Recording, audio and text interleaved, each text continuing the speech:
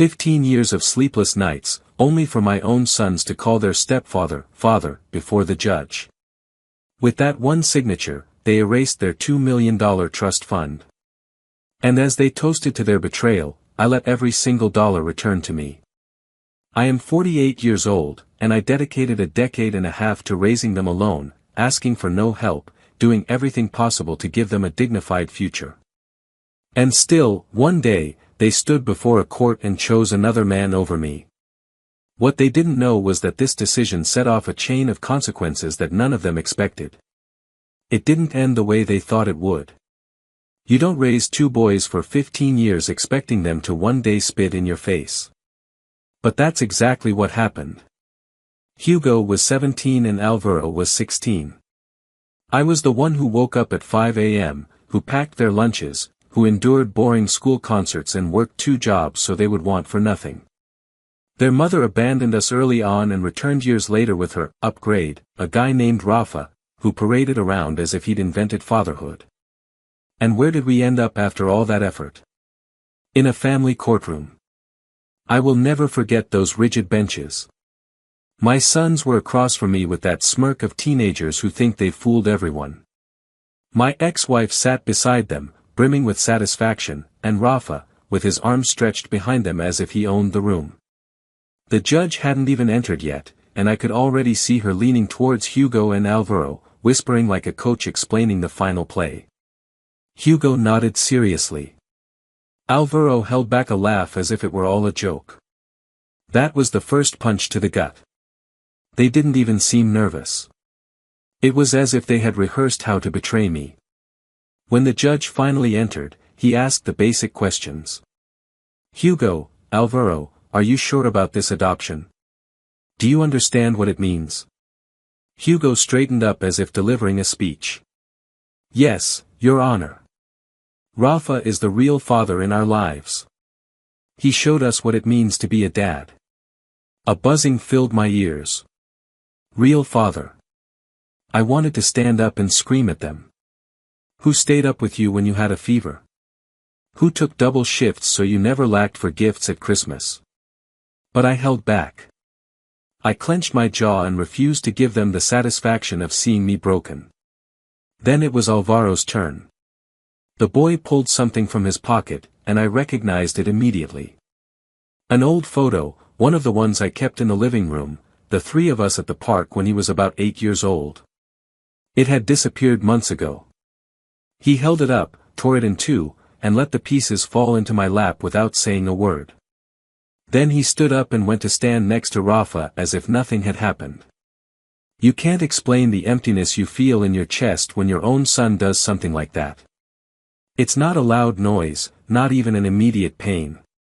It is simply a devastating silence. The judge slammed his gavel. Adoption approved. And just like that, 15 years of my life were erased in under 2 minutes. My sons ran to Rafa as if he were a hero. He hugged them, smiling, looking at me over their shoulders like someone who had just won a championship. My ex-wife leaned into him with a triumphant look. I walked out of that room without uttering a word. Walking out of the courthouse felt like leaving a funeral, except the coffin held my own efforts. Back home, the silence was suffocating. I sat down at the computer and opened an account I had been secretly tending to for years. Every double shift, every weekend worked, had gone in there. The figure blinked on the screen, $447,000. That was my savings, proof that I wasn't cheap, but cautious. Money intended for their university, their weddings, their lives. Now it just seemed to mock me. I wanted to tell myself I was furious, but it wasn't true. I didn't feel rage yet, just emptiness, as if someone had ripped out my insides and left me facing those walls that now felt like a prison. And in the middle of that nothingness, something appeared. It wasn't hope or sadness, but something sharper, a determination. If they thought I was going to disappear quietly, they had no idea who they were dealing with. I spent hours lying on the couch that night. My phone buzzed with a few work emails, a spam message, but nothing from Hugo or Alvaro. Not a "sorry, Dad." Nothing. As expected. My head spun with numbers, as it always did when I wanted to avoid emotions. It's how I had survived so many years as a single father. Then I remembered. My father, their grandfather, was never rich, but he was a shrewd man with money. Before he died, he had created a trust fund for Hugo and Alvaro, designed to secure their future when they reached university. I never touched it, not even in the hardest times. That fund was untouchable, almost sacred. That night, sunk in the void, I wondered, what happens to that fund now that they are no longer legally my sons? I didn't know, but I knew someone who would have the answer. Don Manuel wasn't just our lawyer. He had known me since I was a boy, back when my knees were still scraped and I didn't hate the word family. He had been my father's friend before he was mine. If anyone could give me the unvarnished truth, it was him. I called him the next morning. I could barely tell him what had happened in court, my voice cracking. He didn't sound surprised. "I'm sorry, son," he said. "I warned you your ex was making moves." "Forget her," I replied. "I need to know about my father's fund. What happens to it now?" There was a silence that was far too long. My stomach churned. "Don Manuel, don't hide anything from me." He finally sighed. "Your father was more perceptive than you thought. He included a reversion clause. If Hugo and Alvaro were to cease being your legal dependents, the fund would not remain with them. It would revert to you as the substitute beneficiary." I sat motionless, the phone glued to my ear, not breathing. "Repeat that." "It's yours now. 2 million, no strings attached. Your father didn't trust your ex to handle it. He assumed that if the boys ever turned away from you, they didn't deserve it." I leaned back in my chair, my gaze fixed on the wall. $2 million, plus the $447,000 I had saved. A total of $2,447,000 at my fingertips. Even from the grave, my father had foreseen all of this. For the first time since the trial, I smiled. It wasn't a laugh or happiness, just a small, sharp smile. They thought they had gotten something better.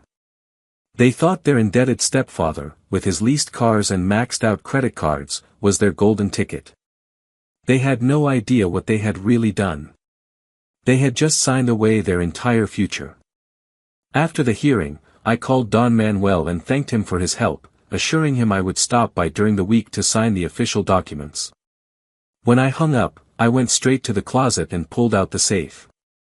Inside, I had a file with every password, bank account access, and emergency plan I had designed over the years. I opened the computer and watched the numbers grow on the screen. Seeing the figures accumulate was surreal, but the anger wouldn't go away. I had to know how deep the betrayal went. I rummaged through the closet again and found Alvaro's old MacBook. He had used it during his first years of high school before insisting I buy him something more modern. I kept it, thinking I might restore it one day as a backup. I turned it on, logged in, and to my surprise, his iCloud account was still open. Within seconds, messages, photos, and conversations from years past began to appear. What I read left me frozen. Phrases repeated by their mother, always with the same venom: "He only cares about money, not us. That's why he works so much. Other fathers take their kids on trips. He leaves us at home because he's cheap. It's embarrassing when he drops us off in that beat-up car." I remember reading Hugo writing that he didn't want me showing up at his games, that I made him look bad, or Alvaro saying that Rafa knew how to treat them like a real father. Years of sacrifice reduced to complaints and ridicule. And behind it all was my ex-wife, repeating the same script over and over, turning me into the villain and presenting Rafa as the savior. I closed the laptop, my hands gripping the desk. For years, I thought I had raised them alone, but in reality, I had been fighting an invisible war against a shadow. This time, however, I had something different, an advantage. They thought they had taken the title of father from me, when in reality, they had handed me a fortune. And if Rafa was already flaunting trips and luxuries he couldn't afford, the real prize he was after was the trust fund. A week after the adoption, I received a message from Hugo, a photo of him and Alvaro at a trendy restaurant, holding up enormous steaks with the caption, "A real dad knows how to treat us right." I saved the image as evidence. The irony is that 2 nights later, I ended up at the same place for an unexpected business dinner. There I saw them again, with Rafa puffing out his chest as if he owned the place. But when the bill came, the theatrics fell apart. The waiter ran the card once, declined. He ran it again, declined. Rafa tried to laugh it off, blaming the machine, but his face grew paler by the second. My sons looked at him uncomfortably as he rushed off to the ATM. He returned a while later with cash, leaving an exaggerated tip to save face. It was pathetic. I said nothing, just filed it away in my mental folder, Rafa, fraud. Days later, I received a call from Don Manuel's accountant friend, whom I had asked to do some discreet digging. His report was devastating. "Your ex's husband is finished. He owes about $400,000 to private lenders. His business is bankrupt and he's only staying afloat with loans. I don't know how he hasn't been repossessed yet." It all made sense. The leased cars, the expensive dinners, the supposed gifts. It wasn't wealth, it was smoke. And if I knew him well, he would soon be desperately looking for a way out. It wasn't long before Hugo sent me a video on WhatsApp. He and Alvaro were posing next to a red Audi, looking triumphant. "Look what Dad is getting us for our birthdays. One for each of us. Finally, someone who doesn't humiliate us." They smiled, convinced. I barely responded with a thumbs up. The license plate still had the dealership's logo. It wasn't theirs, and I already had the report confirming that Rafa couldn't even sustain his own business. Where did he think he was going to get money for 2 sports cars? Then I thought of Don Antonio, my ex's father. We hadn't spoken in a long time, ever since she started pushing my sons away from him. I still had his number. I called him. "Don Antonio, it's Sergio." There was a silence, then a tired sigh. "I knew you would call one day. How are my grandsons?" "They're not my sons anymore," I replied bitterly. I told him everything, the adoption, the trial, the boys running after Rafa. When I finished, he was quiet for a long time before exploding. "That bastard. Do you know why they kept me away from them? Because he knew I would find out. He owes me $60,000. I lent it to him to save his business, and I never saw a cent. And that's not the worst of it." His voice grew graver. 5 years ago, he faked a workplace accident. It was insurance fraud. My daughter helped him forge medical documents. I have the copies in my house. She herself asked me to keep them. I never destroyed them. I was speechless. "You really have proof?" "A box full of receipts and papers. I kept quiet because she's my daughter, but they've already taken my grandsons to give them to that scammer. No more." I hung up, my heart racing. On the chessboard, everything was falling into place. Rafa was in debt up to his neck. My ex had tied herself to him, convincing the boys he was a hero. Hugo and Alvaro were showing off cars that didn't exist. And now, I had proof that he was a fraud. They thought they had cut me out of their lives and their future, but in reality, what they did was lock themselves in a house that was collapsing while I stood outside with the matches in my hand. That was the moment I understood that my resentment would not be a silent whisper. For 15 long years, I had suppressed every wound, every humiliation, and every slight. 15 years in which I limited myself to working more hours than a human body should endure, saving every coin, making sure my sons wanted for nothing, even when I myself went without sleep or food. I did it all with the hope that one day they would recognize my effort, that they would see that their foundations existed because of me. But no. To them, my sacrifices were invisible. And the worst part is, they came to believe that the moment of the adoption would be my final defeat. They thought that with a piece of paper and a signature, they had erased my place in their lives. What they didn't know was that this supposed ending was actually the beginning of a much larger act. I was not going to retreat or sink into oblivion. I was preparing something that would be impossible to ignore. It wasn't going to be a spectacle in a rented hall with white tablecloths and crystal glasses, as if they were kings at a fake banquet. That would have been too cold, too comfortable for them. What I was plotting was going to happen in the very house they had so often called embarrassing. In the living room where Hugo used to laugh at my spreadsheets and where Alvaro complained that the sofa wasn't modern enough. They had made a joke of my life. Fine. My house would become the stage where they would fall apart. I called my ex and proposed, in a dry tone, what seemed like a simple gesture of acceptance. I want to organize a dinner, I said. A kind of farewell for the adoption. One last gathering. You, the boys, Rafa, some close relatives. Nothing more than a night to make it official. She hesitated for a few seconds, probably convinced that I had finally let down my guard. Then she let out a condescending laugh. Wow, you're finally accepting reality. It's about time. But do it right, Sergio. None of your cheap barbecues. Make it something decent, respectable. I had to hold back a laugh. If only she knew what was coming. I replied calmly, don't worry. It will be a night no one will forget.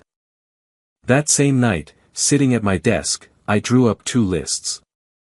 The first was the one she was meant to see, some cousins, a neighbor or 2, safe friends, names that wouldn't arouse suspicion. The second, the real one, included people they would never expect, Rafa's former business partner, to whom he still owed money, several creditors who had been circling like vultures, and, of course, Don Antonio, whose mere presence was enough to make everyone uncomfortable. I knew my ex would immediately cross out the inconvenient names, believing she was in control. Meanwhile, I would secretly send out the invitations that truly mattered. With the plan set, I went down to the basement and took out the old projector. I cleaned it carefully and tested it against the living room wall.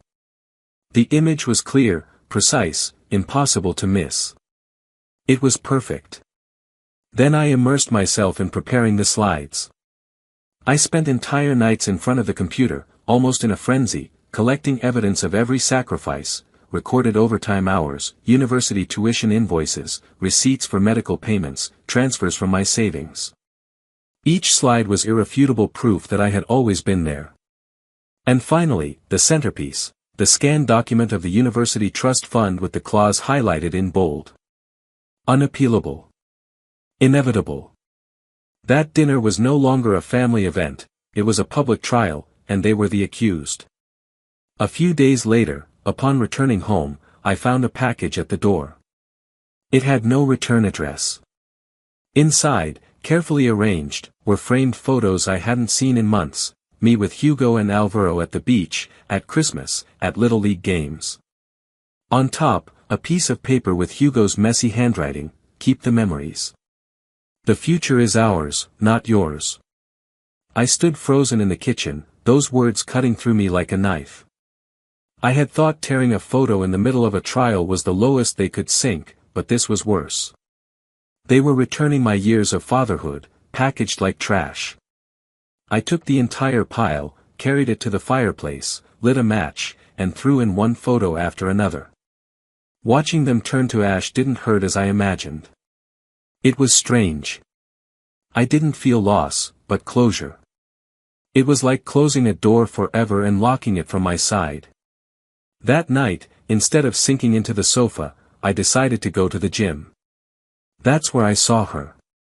A woman with dark hair tied back, a focused gaze, her body in motion, pushing herself to the limit. I caught myself watching her. She noticed my gaze, gave me a slight nod, and continued her workout as if nothing had happened. I didn't know her name yet, I would later find out it was Carolina, but that brief interaction showed me something I had forgotten, there was life beyond the ruins of my fatherhood. As the date of the dinner approached, my ex grew increasingly uneasy. She texted me after receiving the guest list. "We need to review this. Some names are not appropriate for a family event." The translation was clear: she had crossed out everyone who could reveal the truth about Rafa. Perfect. I didn't argue, just replied with a curt, "Okay." I let her believe she was controlling the situation while I perfected the trap beneath her feet. By the end of that week, the house was ready. The living room was cleared, chairs borrowed from neighbors, the projector tested again and again. My suit hung impeccably in the closet. I had copies of the slides saved on multiple devices. There were no nerves, no doubts. For the first time, I felt completely in control of the situation. They thought they had taken the title of father from me, but all they had done was set the stage for their own downfall. The matches were ready, all that was left was to light them. But Rafa and my ex weren't going to stand by idly. They also tried to get ahead of me. It all started with a phone call.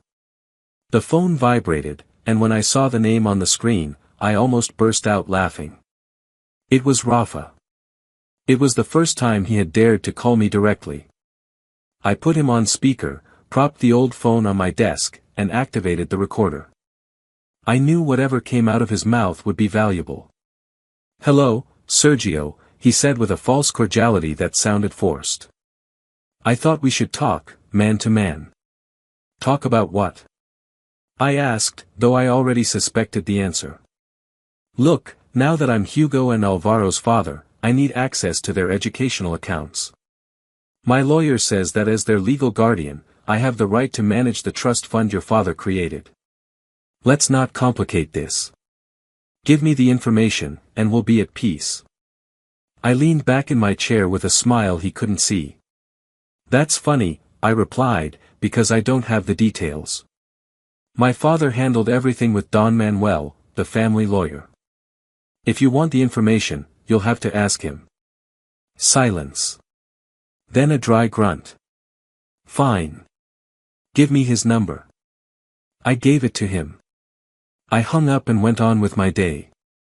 2 hours later, the phone rang again. This time it was Don Manuel, laughing so hard he could barely speak. "Son, your ex's husband just called me demanding access to the trust fund." When I explained the clause stating that the boys lose all rights after the adoption, he lost his mind. He was screaming that it was impossible, that he was the legal father now. As I listened to his laughter, I understood that this was just the prelude. What was coming would be much bigger than they could imagine. He sounded like he was about to break something. "Good," I replied coldly. "Let him." The next morning, my ex-wife called me. There were no greetings, no pleasantries, just screaming into the phone. "You're a thief. You stole our son's money. That trust fund was for them." "They're not my sons anymore," I answered in a flat voice. "You remember. You yourself made sure that was established in court." "You know perfectly well what I mean," she retorted furiously. "That money was for their education." "What's repugnant," I interrupted, "is that you pushed them to accept the adoption just to get your hands on that fund. And now that the plan has backfired, you're calling me to complain. Don't call me again unless it's through a lawyer." I hung up before I could hear her response. 2 days later, I understood just how far they were willing to go. My neighbor, Mrs. Porter, stopped me at the entrance of my house. She was one of those people who notices everything. "Sergio," she said, "yesterday I saw some guys taking pictures of your house. They didn't look like delivery men. They had clipboards, were writing things down, they looked like officials." I thanked her and downplayed it, but inside I knew something was coming. That same afternoon, I heard knocks on the door. When I opened it, I found a social worker and a police officer on my porch. "Mr. Alvarez," the woman said, "we've received a complaint of child abuse and financial neglect. May we come in?" My heart sped up, but I kept my face serene. "Of course, come in." They entered, inspecting every corner with suspicious eyes, as if looking for hidden traps. The social worker pulled out a file and placed it on the table. The complaint alleges that you denied basic financial support for years, causing psychological damage. There are signed statements from the boys. She pushed the file towards me. I opened it, and the first thing I saw was Hugo's neat handwriting, next to it, Alvaro's careless scrawl. In their supposed sworn testimonies, they claimed I had raised them in inhumane conditions, that I had refused to buy them clothes, and that I deliberately deprived them out of cruelty. The officer looked at me with a frown. These are serious accusations, Mr. Alvarez. If proven, you could face criminal charges. Give me a few minutes, I asked as I went upstairs. I returned with a box I had kept for years. Inside were every bank statement, every tuition receipt, medical bills, all perfectly organized. I spread them out on the table. Here you have it, I said. Private school tuition paid every semester, health insurance with no late payments, food, clothing, extracurricular activities. 15 years of documented support. The social worker reviewed the papers for over half an hour. Her expression shifted from suspicion to bewilderment. This clearly shows that you have provided much more than the basics. The officer watched me attentively. Do you have any idea why your sons would sign something like this? Yes, I replied calmly. Because their parents convinced them. This is all about money, the university fund they no longer have access to. Rafa tried to claim it, and when he failed, they filed this complaint. I even have proof. I took out my phone and played a recording. Rafa's voice echoed in the room. My lawyer says that as their guardian, I have the right to manage the fund. Then his frustration was heard when I clarified that I didn't even know the exact amount. The officer's eyes widened in surprise. That's highly irregular. The social worker closed the file. We will have to investigate further, but from this perspective, it seems someone is manipulating the system to get money. They left 2 hours later, but not before the officer warned me, if this moves forward, they will likely try to get a restraining order and freeze your assets. Have all your documentation in order. That night, I sat in my office with the light from the screen illuminating the room. It was no longer just about trying to take my money. They wanted to bury me under false accusations and legal tricks. Very well. If that was the game, I would take it even further. The next morning, I made 2 calls. The first was to the university where Hugo was enrolled. The second, to Alvaro's. Good morning, I said to the woman in the financial aid office. I am calling to formally withdraw my commitment of financial support and my signature as a guarantor on my son's student loans. The employee seemed bewildered. Is there a problem, sir? They are no longer legally my sons, I replied firmly. They were adopted by another man, and he is now responsible for their educational expenses. Furthermore, they recently accused me of abuse and neglect. That needs to be on the record. There was a long silence on the other end of the line. Understood, sir. This will trigger an immediate review of their enrollment. Without verified financial backing, the guardian will be held responsible. Perfect, I answered. Send the bill to him. That afternoon, I sat in my chair watching the clock.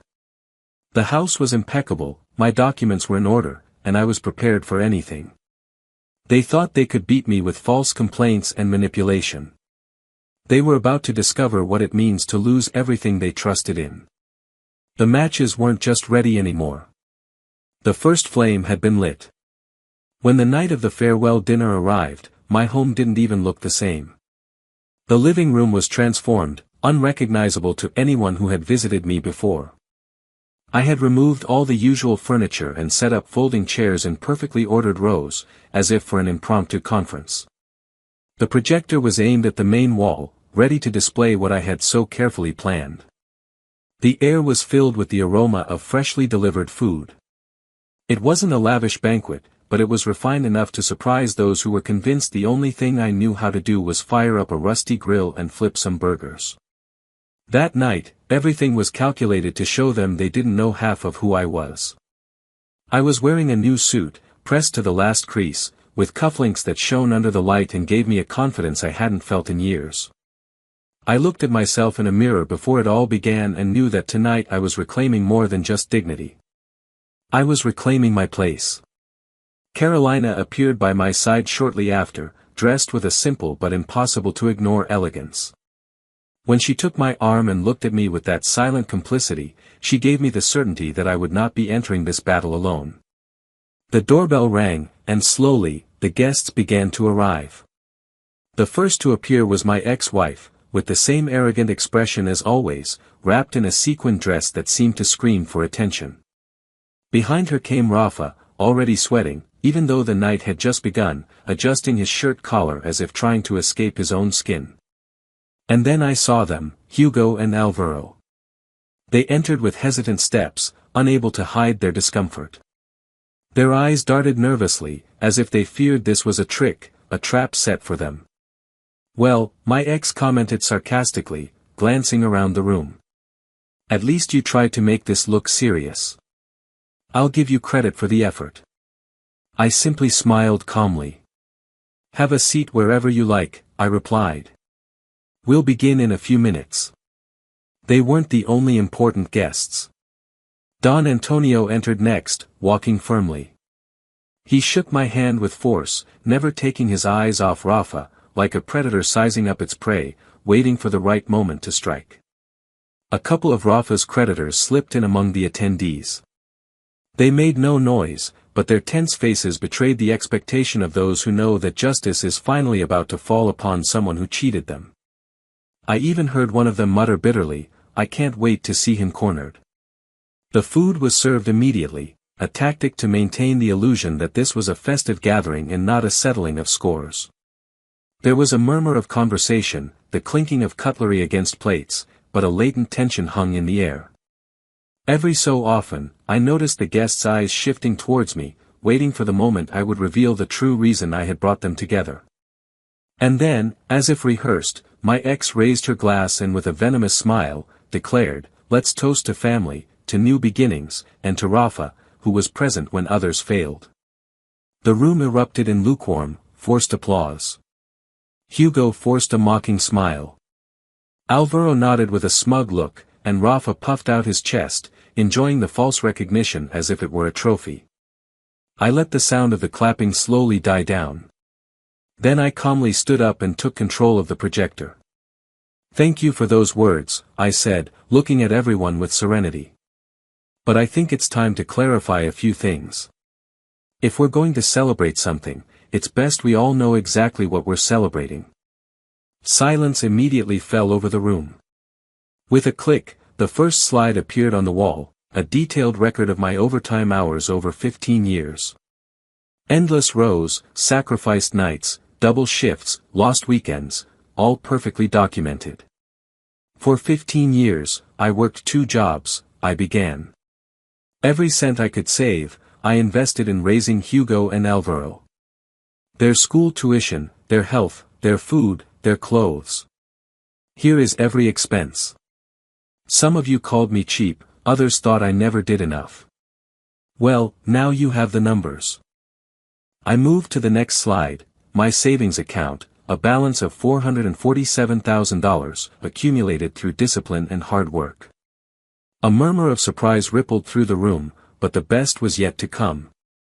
What many of you didn't know is that their grandfather, my father, had also secured their future with a $2 million trust fund, locked away for their education until they decided to accept the adoption. Another click. The adoption decree appeared on the screen next to the legal trust document. The highlighted phrases spoke for themselves. If the beneficiaries cease to be legal dependents, the funds revert to the biological father. So when Hugo and Alvaro signed that paper in court, I continued, letting the silence weigh on them. They didn't just turn their backs on me as a father. They also renounced all of this. The murmurs intensified. My ex stood up, furious, her face red with rage. "You stole their money." I looked at her steadily, without flinching. "No. You stole my sons. And when you did, the law returned that money to me. Rafa, desperate, tried to intervene. That's not how it works. I'm their guardian, that trust fund. I cut him off firmly. Funny you should say that, because I recorded you admitting you wanted to control that money. I pressed a button, and his voice boomed through the room. My lawyer says that as their guardian, I have the right to manage the trust fund, followed by his exasperation when I replied that it no longer existed for them. No one was breathing. One more click, and the screen showed the next item, the debts. $400,000 to private lenders, a business that had been bankrupt for over 6 months. This is the man my sons traded me for. They thought he would give them luxury cars, vacations, an easy life. The reality is he can barely support himself. The next image was a devastating blow, a screenshot from a video where Hugo and Alvaro were showing off a red convertible with dealership license plates. That car was never theirs, I said coldly. It was just part of the charade. Alvaro turned pale. Hugo bit his lip and lowered his head, wishing he could disappear. It was then that Don Antonio stood up with contained fury. You also owe me $60,000, you bastard, he shouted, throwing a folder onto the table. You promised to pay it back, but you deceived me like everyone else. Rafa tried to get up, but his creditors moved quickly and cornered him. He had no escape. But I still had the final blow. The most serious thing isn't the debts, I added in an icy tone. The last slide appeared, insurance fraud documents, with signatures that exposed him. 5 years ago, Rafa faked a workplace accident, and my ex helped him by falsifying medical reports. Don Antonio had the proof and kept it all this time. The room erupted in exclamations and shouts. People pulled out their phones, taking pictures of the screen. My ex's mask crumbled, and between tears of rage, she tried to justify the unjustifiable. Hugo murmured in a broken voice, we didn't know, but no one was listening anymore. The entire room was against them. I placed the remote control calmly on the table. In court, you freed me from being their father. Tonight, I free you from my wallet. That is all. I offered my arm to Carolina. She took it without hesitation, and together we walked towards the door, leaving behind a whirlwind of screams, accusations, and the total collapse of those who believed they had defeated me. Behind me, the room turned into a battlefield. Don Antonio was screaming desperately. The creditors were demanding explanations. My ex-wife was babbling between accusations and excuses. Rafa tried to push his way through the crowd but was cornered with no way out. In the midst of that chaos were my sons, Hugo and Alvaro. They weren't reacting, they remained motionless, trapped in the center of the disaster, watching as the empire they had naively believed they belonged to crumbled before their eyes. Meanwhile, outside, the night was cool, quiet, almost serene. The calm contrasted with the hell unfolding inside. And it was there, in the midst of that nocturnal silence, that I felt an enormous weight finally lift from my shoulders.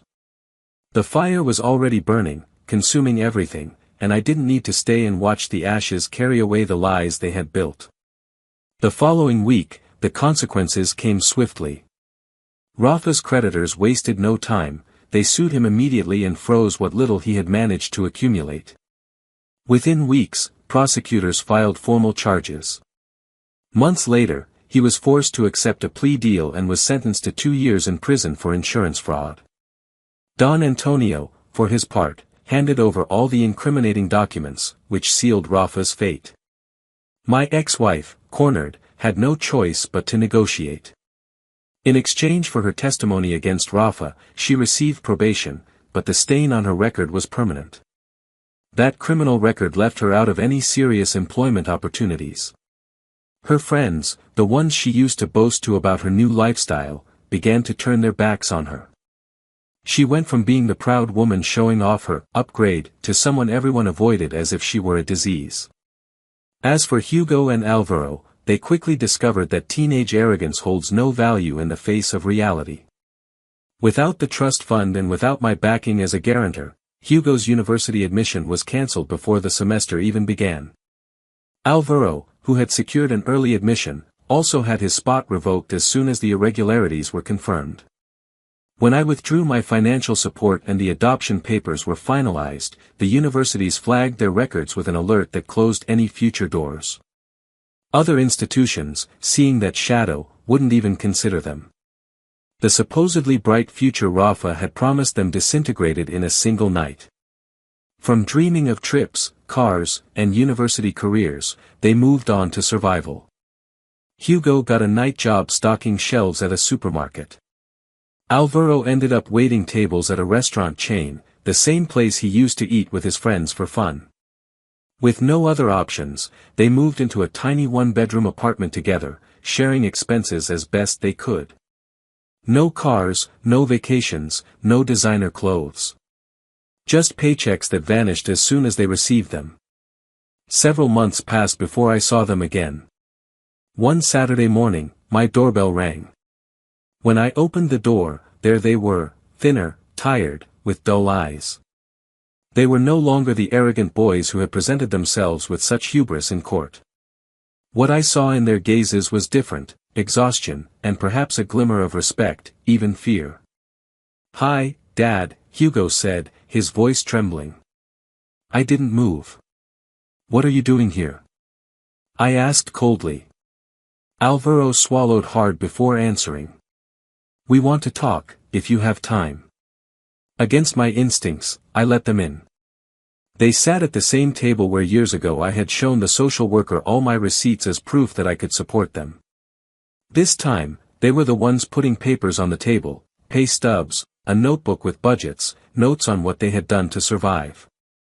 "We've been working and thinking for 8 months, Alvaro said, about what we did, and especially about everything you did for us." Hugo, his voice breaking, added, "We called you cheap when you were actually working 2 jobs to give us everything. Now we know what it's like to wake up at 5 a.m. and still not make it to the end of the month. We get it." They didn't beg, they didn't cry. They laid out their finances, their plan, their efforts. And then Hugo said something that surprised me. "We're not asking for gifts. We want a loan, with interest. We want to earn back the right to be your sons." I didn't answer immediately. I told them I would think about it. A week later, I sent them a contract drawn up by Don Manuel, a formal educational financing agreement. The terms were strict: 3% interest, maintain a minimum GPA of 3.5, work at least 20 hours a week, submit monthly expense reports, and have bi-weekly check-in video calls. It was no longer paternal support, it was a business deal. They signed without reading a single clause. While they tried to rebuild their path, I didn't stand still. I invested the trust fund money intelligently. In less than a year, thanks to a favorable market and a real estate deal I backed, I managed to grow it by over $800,000. I traveled, I enjoyed myself. For the first time, I lived for myself. The first video call with Alvaro was striking. He showed me his grades, all outstanding. His budget was detailed down to the dollar, every expense recorded. "Thank you for giving us a second chance," he told me. "You're earning it," I replied. And I meant it. The father-son relationship was no longer the same. It was different, perhaps better. There were no more illusions or unfair demands, but respect where before there had only been resentment. My ex-wife did not handle it with the same fortitude. She sent me messages for months, mostly blaming me for ruining their lives. The last one was brief: "I hate you." After reading it, I changed my number. There were nights when I wondered if I had been too harsh. But then I would remember Alvaro's words in the midst of the chaos: "Rafa promised us universities, cars, trips. You were cheap by choice." That wasn't a childish mistake, it was a conscious decision, and decisions have consequences. For 15 years, I carried the weight of being their father on my shoulders. Now, I carried nothing. The money was secure, my life was my own, and after almost 2 decades, I understood for the first time what true freedom means.